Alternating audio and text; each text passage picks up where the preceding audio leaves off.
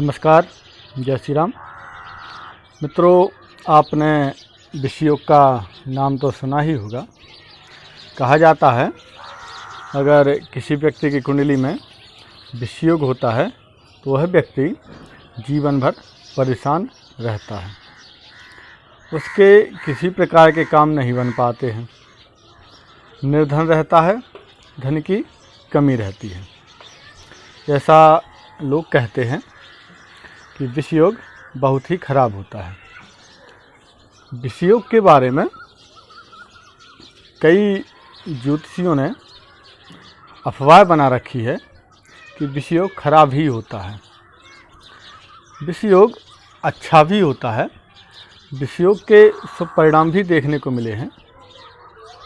हमने ऐसी कई कुंडलियों में देखे हैं जिनकी कुंडली में विषयोग होता है और वह व्यक्ति बहुत ही धनवान है, उनका बहुत ही अच्छा व्यापार चल रहा है, उनको किसी प्रकार की दिक्कत नहीं है। तो अभी हमसे एक मित्र ने पूछा, पंडित जी विषयोग के क्या परिणाम मिलते हैं, क्या विषयोग वास्तव में ही खराब होता है?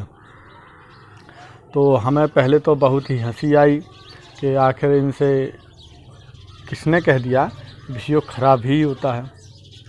तो हम आपको यह बताना चाहते हैं कि विषयोग खराब नहीं होता है।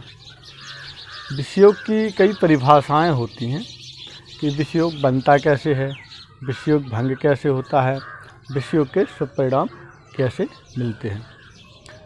अगर हम विषयोग के बारे में विस्तार से नहीं जान पाएंगे तब तक हम विषयोग की परिभाषा नहीं समझ पाएंगे। हमारे गुरुजी कहा करते थे, जो भी अशुभ योग बनते हैं वह योग कभी कभी अच्छे फल भी देते हैं, यानी शुभ परिणाम भी देते हैं। अब मान लीजिए चांडाल योग को ही ले लीजिए। अब गुरु के साथ राहु देव बैठ जाएं तो कहते हैं चांडाल योग बन जाता है। तो चांडाल का अर्थ होता है व्यक्ति खराब, डकैत, चोरी करने वाला, मांस मदिरा का सेवन करने वाला, इस तरह से बन जाता है। लेकिन वही चांडाल योग गुरु की राशि में बने, त्रिकोण में बने, केंद्र में बने, शुभ प्रभाव में बने तो वही चांडाल योग व्यक्ति को विद्वान, शिक्षक और समाज में मान सम्मान दिलाने वाला हो जाता है। तो आप एक योग को देख करके फलादेश नहीं कर सकते। तो हम बात कर रहे हैं विषयोग की। तो मित्रों, विषयोग तब बनता है जब चंद्रमा और शनि की युति हो जाती है, तब विषयोग बनता है। तो विषयोग के पहले तो हम आपको अशुभ परिणाम बताएंगे, अशुभ परिणाम कब मिलते हैं। इसके बाद हम आपको शुभ परिणाम बताएंगे, शुभ परिणाम कब मिलते हैं। अगर चंद्रमा और शनिदेव तीसरे, छठे, 8वें, 12वें भाव में शनि के साथ युति करें तो यह विषयोग अशुभ परिणाम देने वाला होता है। धनहीन बना देता है, व्यक्ति का स्वास्थ्य खराब कर देता है, किसी भी कार्य को करने में मन नहीं लगता है, व्यापार में वृद्धि नहीं हो पाती है, व्यापार बीच में ही बंद हो जाता है। ये इस प्रकार से अगर विषयोग बनेगा तब। अगर चंद्रमा और शनि की युति त्रिकोण में, केंद्र भाव में, शनि नीच राशि पर रहे या चंद्रमा नीच राशि पर रहे, शनि शत्रु राशि पर रहे या फिर चंद्रमा शत्रु राशि पर रहे, शनि और चंद्रमा शत्रु राशि पर रहे, शनि चंद्रमा पाप कर्तरी में रहे, तो ऐसी स्थिति में भी विषयोग अशुभ परिणाम देने वाला होता है। ये ध्यान रखना है। अगर चंद्रमा अपनी राशि पर है, चंद्रमा अपनी राशि यानी कर्क राशि पर है और शनि साथ में है और त्रिकोण या केंद्र भाव में है, तो ऐसी स्थिति में विषयोग अशुभ परिणाम देने वाला नहीं रहेगा, यह साधारण रहेगा, क्योंकि वहाँ चंद्रमा बलवान है, अपनी राशि पर है। तो चंद्रमा में कुछ शक्तियाँ हैं जिससे वह विषयोग को प्रभावी नहीं होने देगा।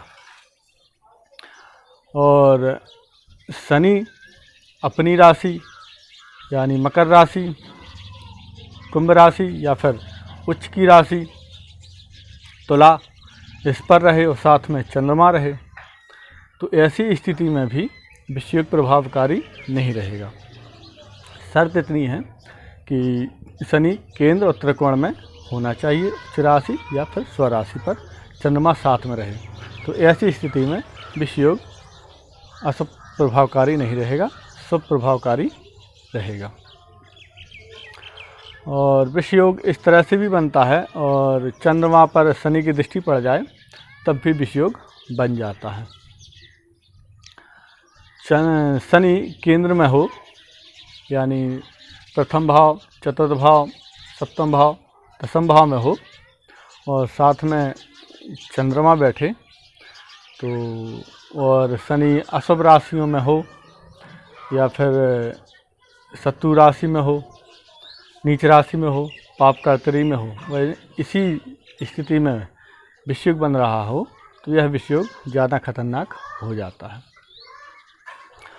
अगर विषयोग कुंडली में बन रहा हो और शुभ ग्रह की दृष्टि पड़ जाए, जैसे शुक्र की दृष्टि पड़ जाए, गुरुदेव की दृष्टि पड़ जाए, तो ऐसी स्थिति में विषयोग भंग हो जाता है। ऐसे विषयोग का आपको अशुभ प्रभाव नहीं मिलता है, और अन्य योग के प्रभाव के कारण आपको सुख दुख मिल सकते हैं, लेकिन विषयोग के कारण आपको किसी प्रकार का शुभ या अशुभ प्रभाव नहीं मिलता है। तो विषयोग की कई परिभाषाएं हैं। हमें विषयोग देखने के लिए कुंडली में बहुत सी चीज़ों का अध्ययन करना पड़ेगा। सबसे पहले तो हमें यह देखना पड़ेगा कि शनि किसकी राशि पर है, किस स्थान पर है, चंद्रमा किसकी राशि पर है, किसके स्थान पर है। तो जब इस प्रकार की स्थिति हम जान लेंगे तो हमें पता लग जाएगा कि विषयोग हमारे लिए शुभकारी है या अशुभ फलदायक है।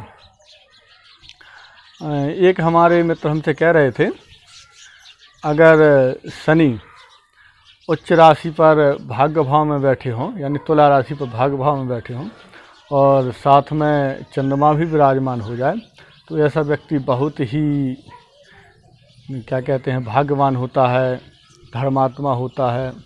ऐसे व्यक्ति के पास बहुत सी आय के साधन होते हैं।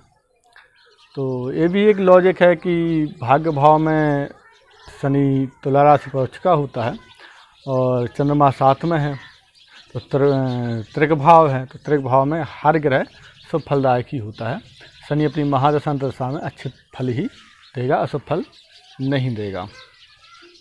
तो विषयोग की और भी परिभाषाएं हैं। आपको नवमास कुंडली में भी देखिए कि विषयोग वहाँ पर क्या प्रभाव दे रहा है। मान लीजिए लग्न कुंडली में विषयोग बन रहा है और नवमास कुंडली में नहीं बन रहा है, तो भी विषयोग का प्रभाव आपको नहीं मिलेगा। और विषयोग के साथ साथ डिग्री भी देख लीजिए कि शनि और चंद्रमा की डिग्री में कितना अंतर है।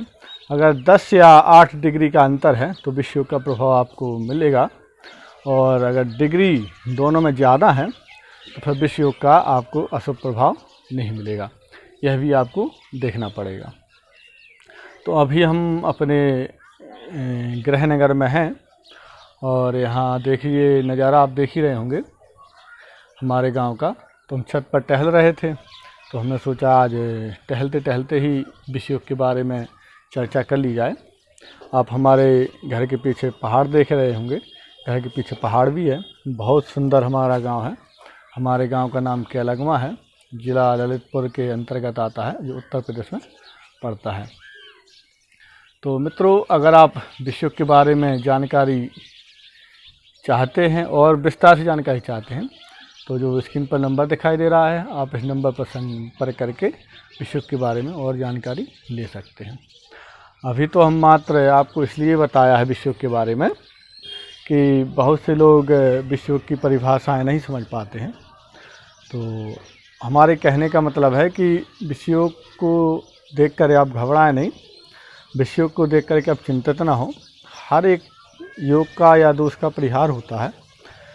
किसी भी चीज़, कोई भी चीज़ जब कुंडली में बनती है, अशुभ प्रभाव देती है, तो उसके काट भी होते हैं और कुंडली को देखने के अपने अपने तरीके होते हैं।